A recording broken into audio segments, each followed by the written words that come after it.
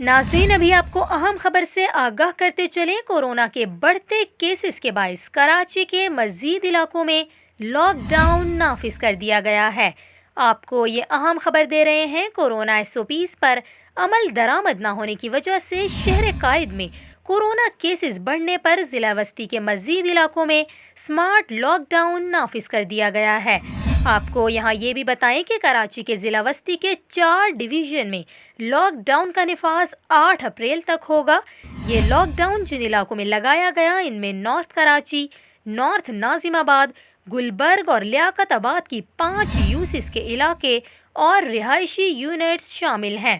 یہاں پر آپ کو یہ بھی بتائیں، متاثرہ علاقوں میں آنے اور جانے والے تمام افراد پر ماسک پہننا لازمی قرار دیا ہے، جبکہ متاثرہ علاقوں کے افراد کی غیر ضروری نقل و حرکت اور ڈبل سواری پر پابندی عائد کر دی گئی ہے۔